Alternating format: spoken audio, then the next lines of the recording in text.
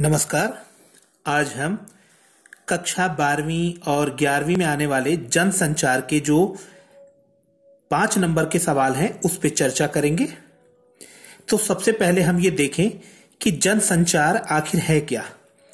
तो जनसंचार की अगर हम सिंपल सी परिभाषा देखते हैं तो वो परिभाषा है जन समूह के साथ यांत्रिक संवाद ही जनसंचार है। यांत्रिक यानी मशीनों के द्वारा, चाहे वो टेलीफोन हो सकता है, टीवी हो सकता है, इंटरनेट हो सकता है, फैक्स मशीन हो सकती है, मोबाइल हो सकता है। यंत्रों के द्वारा जब हम जन समूह के साथ कोई संवाद कायम करते हैं तो उसको जनसंचार कहा जाता है। और उसी जनसंचार के दायरे में हमें बहुत सारी चीजों को सीखना है। तो सबसे पहले जनसंचार में संचार, अक्सर एग्जाम में जो पूछा जाता है कि संचार किसे कहते हैं, तो इसकी बहुत ही सिंपल सी परिभाषा है। पिलबर्स-श्रम के अनुसार संचार अनुभवों की साझेदारी है। अर्थात एक व्यक्ति जो कुछ भी देखता है, सुनता है, उसको दूसरे व्यक्ति से शेयर करता है। Sharing of experiences. तो इसी एक्सपीरियंस को जब वो शेयर करता है देखे सुने को, तो उसी अनुभव की साझेदारी को पिलबर्स-श्रम कहते हैं कि ये संचार कहलाता है। और ये जन संचार में कब कन्वर्ट होता है? जब उसमें यंत्रों का समावेश हो जाता है तो वो जन संचार में कन्वर्ट हो जाता है। अब देखते हैं कि जन संचार जो कि जन समूह के साथ यांत्रिक संवाद कहलाता है वो जन संचार होता है। और संचार अनुभवों की साझेदारी को संचार कहते हैं पिलबर्स-श्रम के अनुसार, अर्थात शेयरिंग ऑफ एक्सपीरियंसेस। संचार माध्यम कौन कौन से हैं? अर्थात जो हम अपने अनुभव किसी के साथ शेयर करते हैं या साझा करते हैं उसके माध्यम क्या क्या हो सकते हैं? तो इसमें समाचार पत्र, film, telephone, Doordarshan, internet, mobile, fax machine, बहुत सारी ऐसे हम देखते हैं संचार के माध्यम जिसके द्वारा हम अपने अनुभवों को साझा करते हैं। तो अक्सर एग्जाम में आता भी है कि किन्हीं 2 संचार माध्यमों या किन्हीं 3 संचार माध्यमों के नाम लिखिए। तो यहां पर हम इनका जिक्र करने से ही हमें वो नंबर प्राप्त हो जाते हैं। संचार के तत्व, संचार के ये टोटल हम यहां देख रहे हैं 5 तत्व हैं जिनको हमने यहां पर लिखा भी हुआ है। सबसे पहला है संचारकर्ता। संचारकर्ता वो व्यक्ति है जो सबसे पहले संदेश देने के बारे में सोचता है। ये एक तरीके का स्रोत जुटाता है कि क्या खबर है और उस खबर को कैसे आगे पहुंचाया जाए। एक तरीके से संचारकर्ता को हम संवाददाता या रिपोर्टर के रूप में भी ले सकते हैं जो संदेश देने के बारे में सोचता है। और वो संदेश कैसे देता है?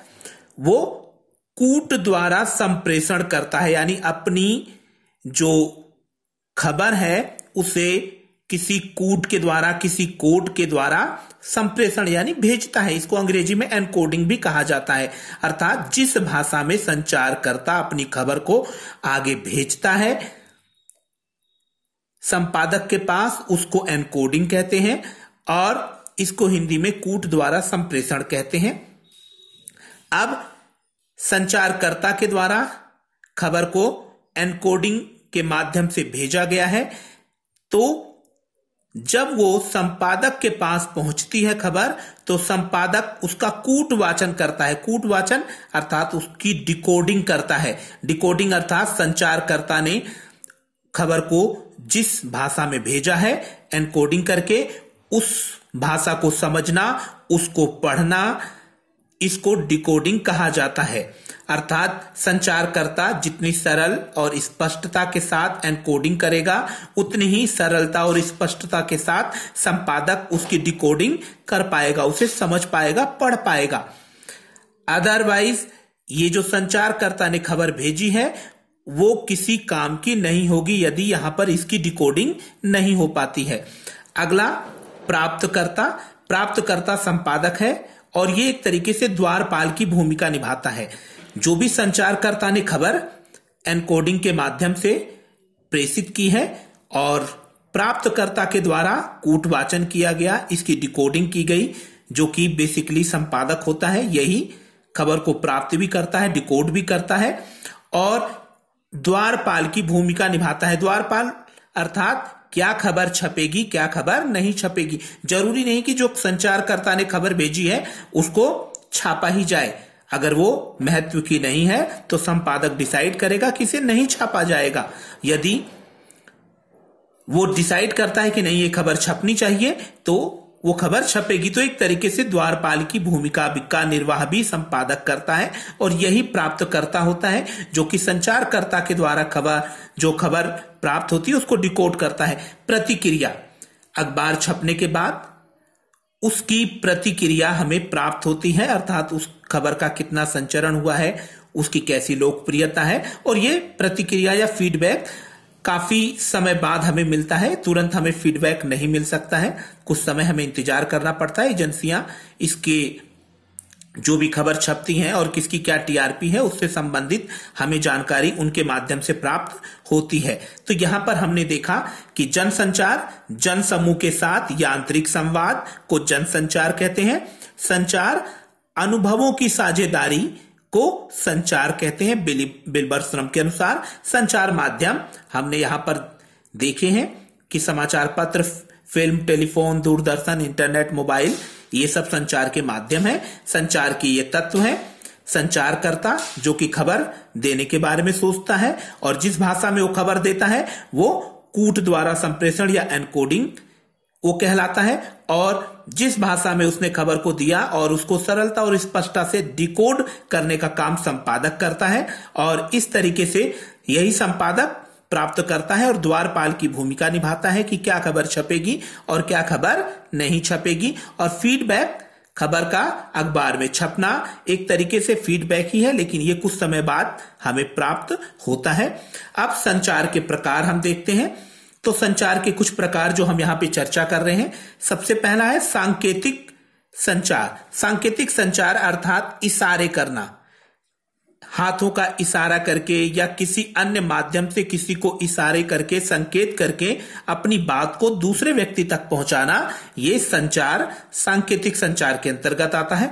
अमौखिक संचार, अमौखिक संचार अर्थात इसमें फिल्मों के द्वारा, स्लाइड के द्वारा, इश्तिहार के द्वारा, बैनर के द्वारा इत्यादि से अपनी बात को दूसरों तक पहुंचाना अमौखिक संचार है।